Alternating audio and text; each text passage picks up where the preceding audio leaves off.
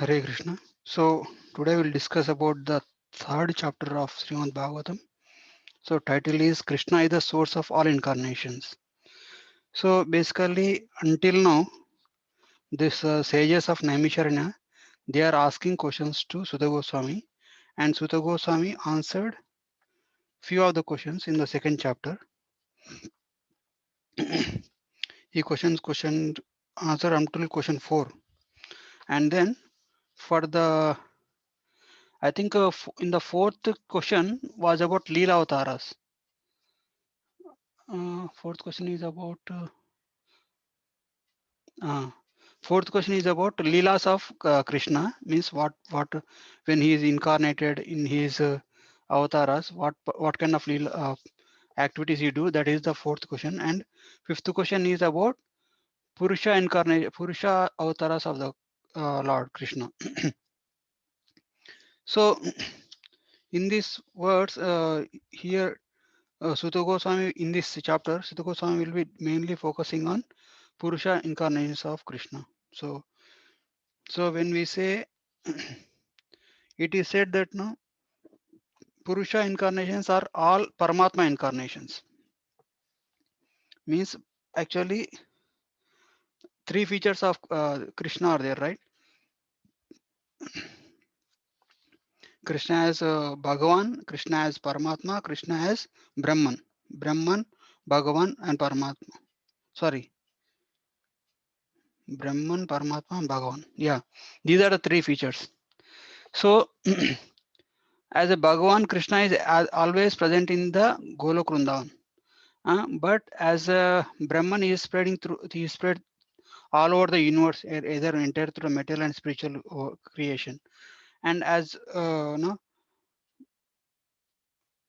Paramatma, he is residing. He is maintaining everybody.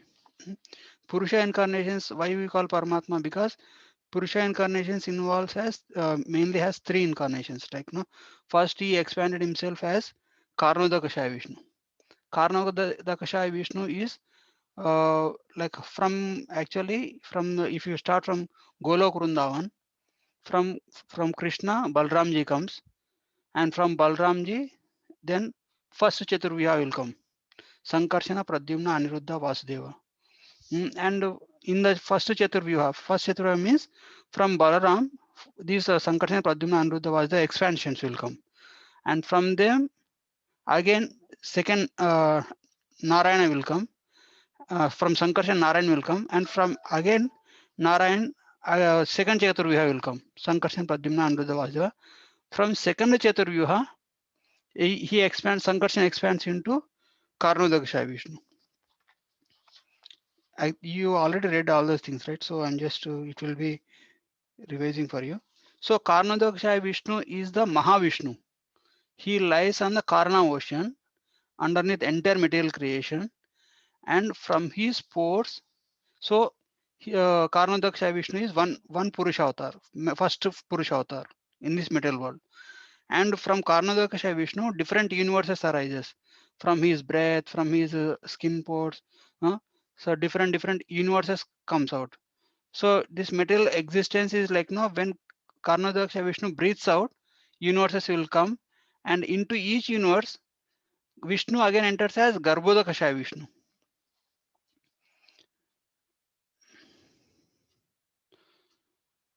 So and then from Garbhodakashaya Vishnu, again like they from the navel of Garbhodakashaya Vishnu, Brahmaji arises and Brahmaji creates different living entities. And when the living entities are created, then again Vishnu enters as Kshirodakashaya Vishnu into the hearts of every living entity. So these are different Purusha incarnations. So why we are calling all these Purusha incarnations as Paramatma incarnations? Because Karnodakashaya Vishnu is the soul of entire material creation, and Garbhodakashaya Vishnu is the soul of one universe, and Kshirodakashaya Vishnu is the super soul of one living entity. So you had a better understanding, right? So now in this chapter we will be discussing about roles of Purusha Avataras, and we will be discussing about 22 incarnations, and how Krishna is the source of all incarnations, and the what is Virat Rupa, and what is the significance of Virat Rupa of the Lord, and how Srimad Bhagavatam is considered as also the incarnation of Krishna. So we will be mainly focusing on different incarnations of Krishna. So as I said, here in the left side, he is Mahavishnu. From the Mahavishnu, all the skin pores and all the breath, different universes arises. So he is called Karna Udaka. Udaka means water. Karna means causal, cause. It is the cause of all the entire material creation. So from Karna ocean, this entire universes are from Karna Udaksha Vishnu. These universes will come, and after each universe come, then into each universe, Lord enters as Garbhodaksha Vishnu, like this here in this universe, and then from he is the super soul of one universe, and from his navel Brahmaji arises, and Brahmaji creates 14 different planetary systems. So these are the main Purusha avatars. So but Prabhupada says, and also Prabhupada writes, no, Lord is not bothered about this material creation. So this main purpose of this material creation is to facilitate the living entities to enjoy independent of Krishna. Means to be able to like to be able to be in a state which forgetful of Krishna. That is the main purpose, and it is also facility, and side by side there is a facility provided to remember Krishna and what you call reawakening the or know their real identity. Means like to know who is there, who they are originally, and to re-establish their relationship with Krishna. So another like this facility is provided for either for enjoyment, and for the souls who wanted to get out of this material world, there is also facility provided to know their self identity. Means to know their swarupa, means to practice spirituality, to know about the glories of the Lord, to worship the Lord. So that kind of facility is also provided in this material world.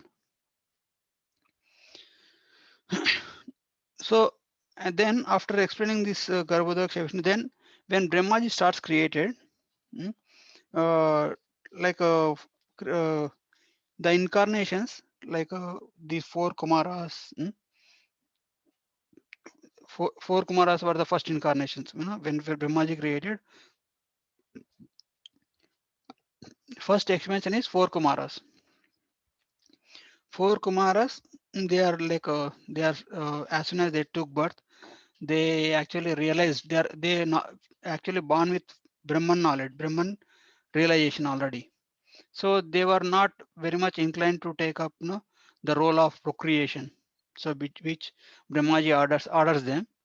So they actually directly take up spiritual practice, and they remain lifelong celibates.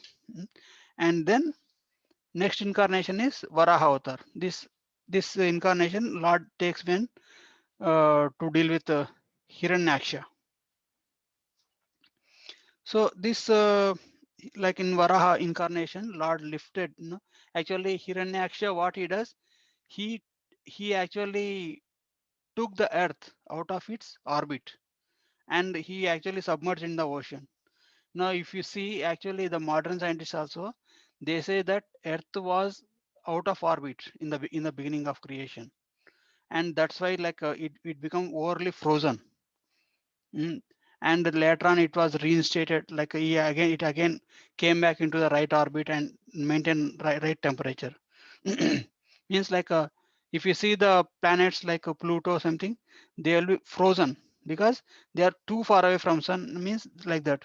So even the modern scientists also have a theory, this this earth was under some frozen state from where it was again re-energized like that. But our scriptures say that it is Varahadev who actually incarnation of Vishnu, who rescued the earth from this frozen state, means from the being submerged into the ocean.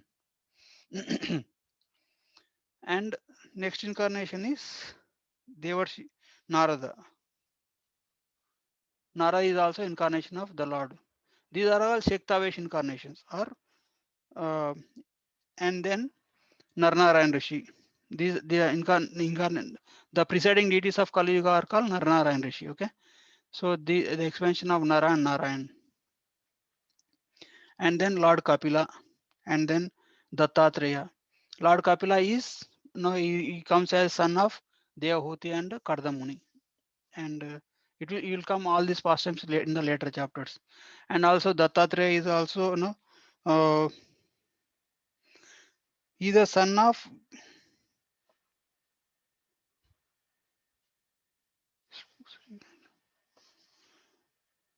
I forgot his name. So Dattatreya is son of a sage. Like one sage, he actually calls three murtis, no? Brahma, Vishnu, Maheshwar, and he actually offers prayers to them for son, and all of them comes together, and they say, I don't know who of them I asked, but I need a son. They said, we all come as your son. So they actually three Brahma, Vishnu, Maheshwar, they combine as Dattatreya and takes the as his son, son of Atri Muni and Anasuya. So, and after that, next incarnation is Yajna, son of Prajapati Ruchi, and uh, this also will come in the later chapters. And next incarnation is Rishabhadev. Rishabhadev is no this like there is one king, son of Nabi. He is the Rishabhadev is the son of Nabi and Meru Devi. So Rishabhadev, King Nabi, he actually asks Brahmanas, to to perform a yajna so that you will get a son like Supreme Lord Hari. And these Brahmanas, they are very very powerful Brahmanas, and they perform the sacrifice. And suddenly, to their surprise, Lord Vishnu appears. And when Lord Vishnu appears, these Brahmanas are very hesitant to ask the what you call benediction for benediction of Nabi, because Nabi is like like human being, like so it is demanding so much from the Lord to take birth as to give a son like him. So that Brahmanas, when Lord Vishnu appears, that Brahmanas actually criticizes King Nabi. This Nabi, he wants a son like you, so he performed. We are sorry, like that they say Brahmanas. Brahmanas were sorry for the Vishnu because they gave trouble that Lord has to appear for this king. And but Vishnu was so merciful that no, you don't worry, I will appear as his son. So that's how he becomes the son of Nabi. And then when he takes birth, Rishabha means perfect among the means like it's a perfect man. So he is so Rishabhadev. Rishabhadev shows the path of perfection, followed by those who are fully sense control and honored by all ashramas. So Rishabhadev, teachings of Rishabhadev, that chapter is also there.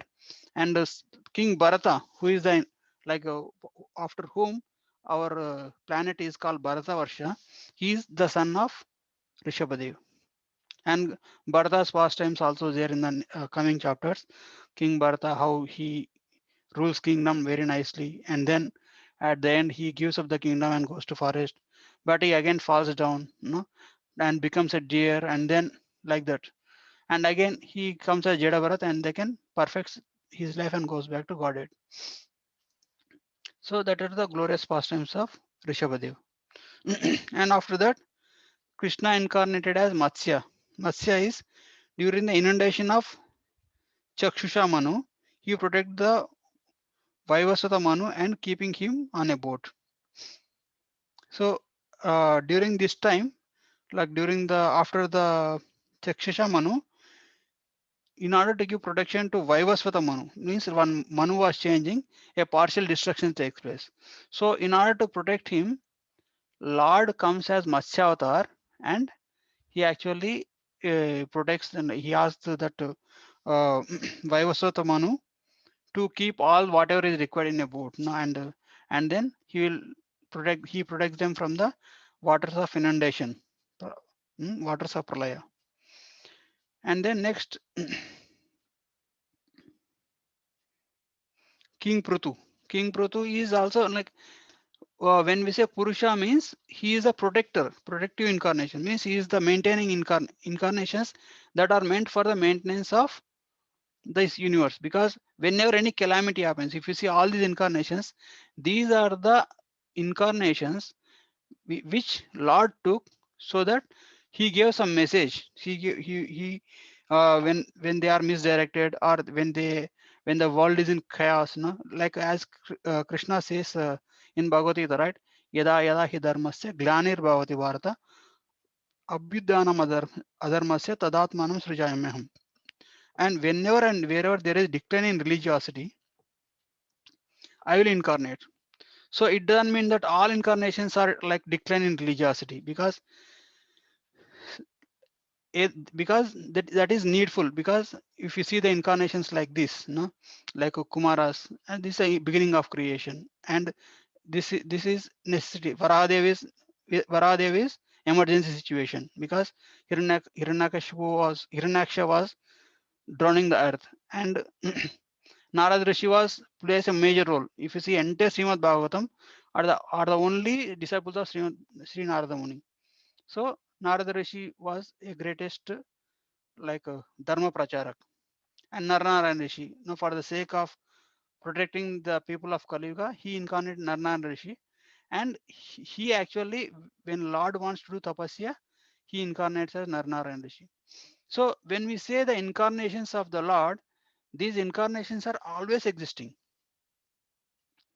Just like a king has a throne, and but king will take the throne when he desires, whenever there is necessity, whenever he want to bring all these ministers together, and when he want to have assembly, he will sit on the throne.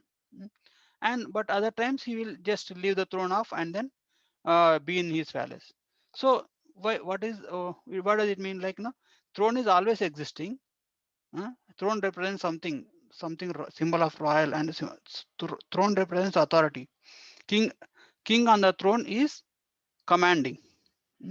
So in the same way, all these incarnations are eternally existing, but based on the necessity which incarnation has to be taken, Lord takes that incarnation in order to set the things right. So these all teachings, Kardamuni, like in order to give teachings of Kardamuni, and also all these incarnations are for protecting dharma, or protecting materially, or educating spiritually also. So whenever Lord comes, he actually, Mara says, Lord accomplishes many things through one act. So whenever Lord comes, he gives knowledge. He materially protects all the citizens, all the devotees, um, and then punishes the miscreants. So next, his incarnation is Matsya, and then after Matsya, Kurma. So in this Kurma avatar, Lord wants to have this Samudra Manthan happen. He wants to, like, if you see the entire Samudra Manthan episode, Lord expands in different forms here. Lord expands as Kurma avatar, and Lord expands as another Vishnu avatar to in order to do on the side of Devatas, and also he protects the Mount Meru also on the top. Mm.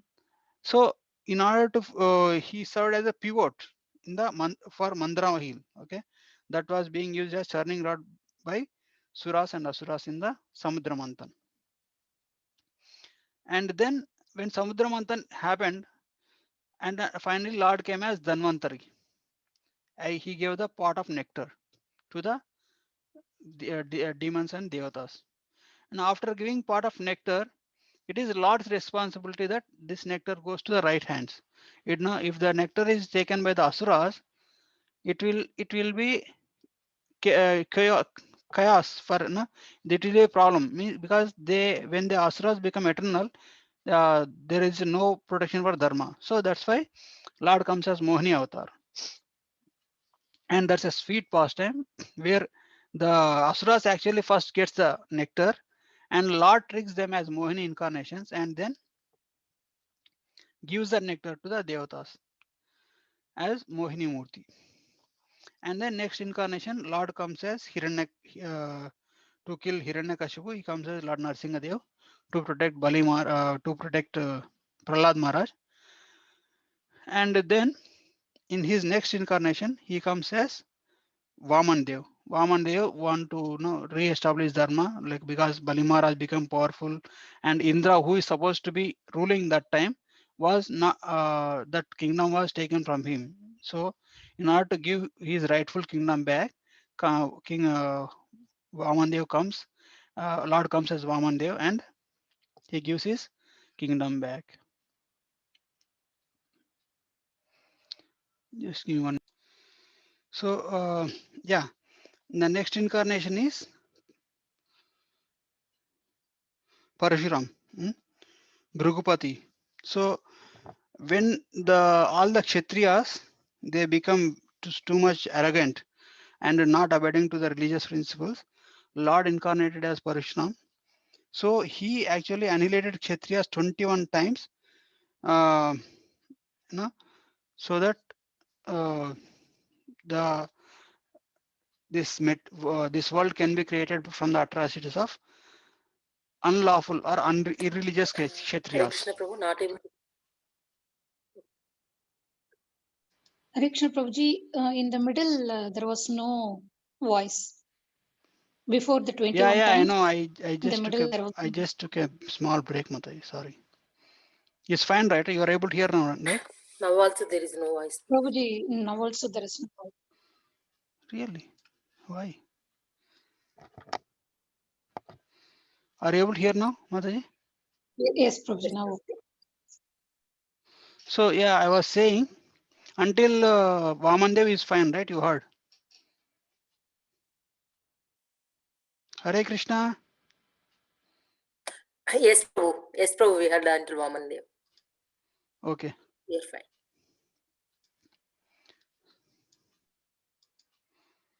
So after Vamandev, Lord comes as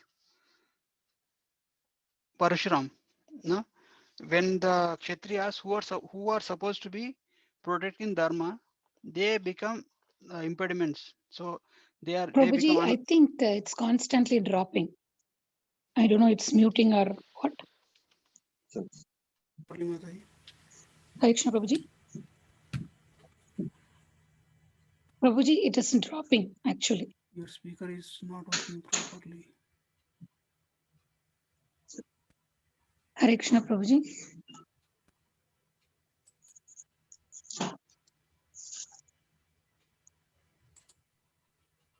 Hare Krishna Prabhuji, can you hear us? So yeah, the next incarnation, Parshuram was the 20th incarnation of the Lord. So in this incarnation, Lord has annihilated Kshatriyas for 21 times. Because Kshatriyas who are supposed to be protecting, they are not following the Dharma. They are not following the principles of Dharma, and they are unnecessarily accumulating the armies, and they become irreligious. So in order to protect the world from them, so Lord comes as Parshuram, and then he totally destroyed all the evil Kshatriyas for 21 times. And the next incarnation, Lord comes as Vyasdev. Vyasdev is son of Parashara Muni and Satyavati, and as Vyasdev, he divided Vedas into four. Like they actually previously there was one Veda, and the Vedas were coming in Shruti form. Shruti form means only like one guru says to his disciple, and this disciple in turn says to his disciple. It is coming in Guru Parampara until the end of Dwapara Yuga. So until that point of time, the sages or the public, they used to have such a short memory. They just hear once and they remember entire Vedas. But understanding the abilities of people of later on coming ages from Dwapara Yuga or in the Kali Yuga, Lord incarnated as Vyasadev. He divided one Veda, which was like mixed up with all the form, all the things. So he divided one Veda into Rig Veda, Yajur Veda, Sama Veda, Atharvana Veda, And then he also gave 18 Puranas, Itihasas, and all different Vedic scriptures he gave in the form of writing. So that is for that Lord comes as Vyasadeva. In his next incarnation, Lord comes as King Rama. So, and then in the next incarnation, he comes as Balram and Krishna. So Balram and Krishna are considered as only one incarnation because it's expansion of Lord only. Okay, and then in the next incarnation, Lord comes as Buddha. Actually, it is said that this Buddha incarnation is not the Buddha that we think, not Gautam Buddha. So Buddha incarnation is one time there was a conflict between the Asuras and Devatas, and one time, so in order to confuse the Asuras, he came as Buddha and then he gave false philosophy, So for deluding those who are envious of faithful theists, okay. So in order to confuse them, Buddha comes and confuses the atheist. So, but some of them, some of the devotees also, or Prabhupada also says sometimes this Gautam Buddha also is also incarnation of Lord. And then next, and the final incarnation is Kalki incarnation. It is at the conjunction of two yuga cycles. So when this Kali Yuga is about to end, where Lord comes as Kalki, and then at that time the rulers of the earth will have degraded into plunderers. At the end of Kali Yuga, Lord comes to punish the degraded rulers, and then after Lord comes as Kalki, he re-establishes Dharma, and then when the Lord comes after that, new Satya Yuga cycle begins. So these are different Purusha incarnations of the Lord. So after the Supreme, it is said that no Avatara hi asankyeya Hari Sattva Nidhir Dvija Yata Vidaschina Kulaya Sarashashu Sahasrasha. So it is said that no, like the Supreme Lord has innumerable incarnation, like the rivulets flowing from the inexhaustible source of water. So Prabhupada says, like somebody asked, oh, Lord Krishna has only 10 incarnations. Then Prabhupada says, no, Lord Krishna has innumerable incarnations. The number of bubbles in the Atlantic Ocean, Lord has that many incarnations. So it means these incarnations of Krishna are innumerable. Lord comes in different, whenever there is necessity, Lord expands himself and Lord takes up different incarnations to re-establish Dharma at that point of time, at that place. That's why there are many religions, there are many diversities. Like somebody may say, when God is one, why do we need these many religions or these many followers? No, some, like if we say our Hindu culture, we have 36,000 demigods, 33,000 demigods. These are also the parts and parcel of Krishna. These are also expansions of Krishna, because Lord is full of variety. He loves variety. So in order to establish Dharma in different, like people of different abilities, different ages, based on their spiritual upliftment, Lord takes incarnation accordingly as per time, place, and circumstance. So that's why Lord incarnations cannot be counted. These are the major, whatever we have discussed are the major incarnations which are already predicted in the Shastras. But if somebody comes and say some tricks or do some tricks and then say, I am also an incarnation of Vishnu, then we should not believe them. We have to check with Guru, Sadhu, and Shastra. And if all of them are means it should not, like Lord incarnation never goes against the injunction of scriptures, and it will be stated in scripture somewhere. So that's why we should have the scriptural reference. And then after discussing all these, Vyasdev writes, Etesha kulapum sa krishnastu bhagavan swayam indrari vyakulam lokam hridayanti yuge yuge. So Krishna. So these are all incarnations. Krishna is the supreme personality of Godhead, the source of all incarnations. All these above incarnations are either plenary portions or portions of plenary portions of the Lord. They appear whenever the atheists create a disturbance in the world. So if you see this verse, Indrari Vyakulam Lokam means the Indra's Ari means enemy. So whenever the enemies of Indra are giving trouble to the world, because Indra is a post, okay, it's like a what do you call, for a in Indian terms, it's a director general of police. So like that. So in the position of Indra is for establishing or seeing the dharma is followed in a proper manner. But whenever some miscreants, whenever some rakshasas or some atheist people, which are not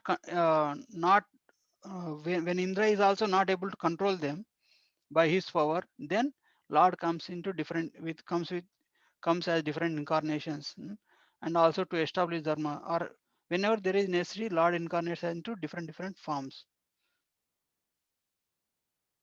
And for all those incarnations, Krishna is the fountainhead. Means everything is coming from Krishna himself. That's how Krishna is concluded as the supreme personality of Godhead. So after stating all these things, then we will come to see how Krishna's material forms. So just as the spirit soul, no, we are said that, right? We are not this body, we are a spirit soul. The soul's original swarupa is there in the spiritual world, but when the soul comes into this material world, it assumes a material body. Means actually Madhvacharya says soul never comes into this material world. Only soul's consciousness comes into this material world. And this for this consciousness, it assumes it is given a material body in order to experience the pains and pleasures of this material world. So in the same way, when Lord Krishna takes up a material form, he is like this Virat Rupa with many heads, many hands. These these are Virat Rupa.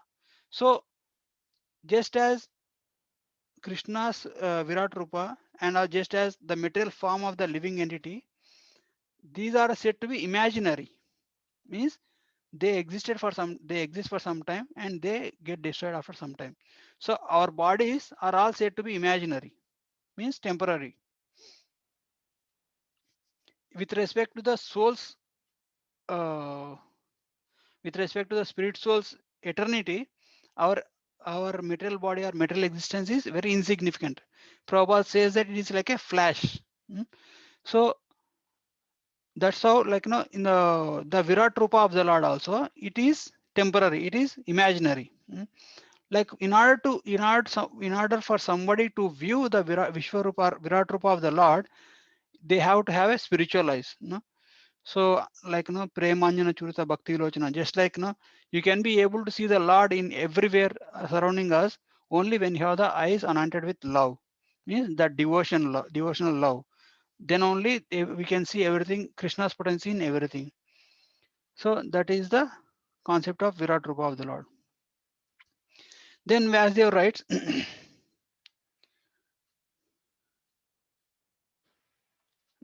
like fools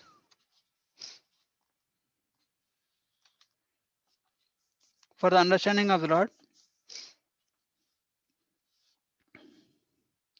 only fools consider Lord's spiritual pastimes ordinary. Understanding the Lord needs unreversed, uninterrupted, fearful service. Okay. This pastimes of the Lord can only be appreciated or understood only by the devotees, not by the atheists. Because Lord's incarnation, when we see the first verse of the Srimad Bhagavatam, Muhyanti Yatsuraya, that it says, means Lord's incarnations are even bewildering to the demigods. If you see the Brahma Vimohan Leela, if you see the Indra also gets bewildered. Because that's how the pastimes of Govardhan Hill happens, no? So like that, even like when we are not properly seen, when we are not properly disposed in bhakti, we get so much bewildered. No, that's why if you see there are many people outside, they consider Krishna's pastime, Krishna's incarnation is something like, uh, more sensual in nature. They see like, Krishna playing with gopis, uh, or Krishna doing politics. They see like Krishna's incarnations are ordinary. They don't see the greatness in Krishna's incarnation. Unless you become a devotee, unless you take guidance from a spiritual master, bona fide spiritual master, unless you are properly educated, properly shown the greatness of Krishna's incarnation, greatness of Krishna's activities, uh, and unless you are properly Krishna conscious, will not be able to appreciate the activities of Krishna. Mm. So, so that's why it is saying like fools they cannot understand. Now Krishna also says in Bhagavad Gita, right? Like fools cannot understand him. So after explaining all these incarnations, then finally Vyasa, like, Sutta Goswami says that, no, then finally he answered the question number 6, means how, like, the sages asked, right, after Krishna departed from this planet, where did Dharma took shelter? Mm.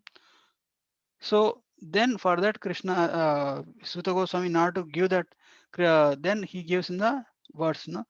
It's like when Krishna disappeared, Krishna left to his original abode, then he incarnated in himself as Srimad Bhagavatam.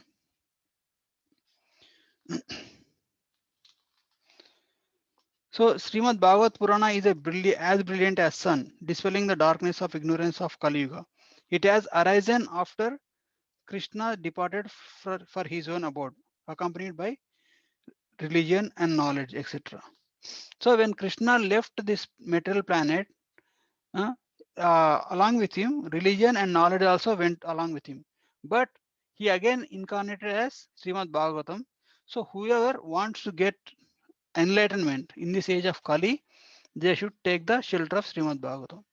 So that is the essence overview of this chapter. If you have any questions or comments, you can take here. You are able to follow, right, Prabhuji? Yes, Prabhuji.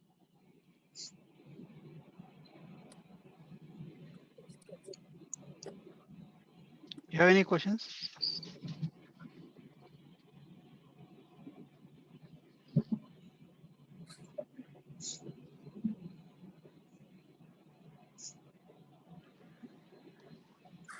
So for now, Prabhuji, I'll think.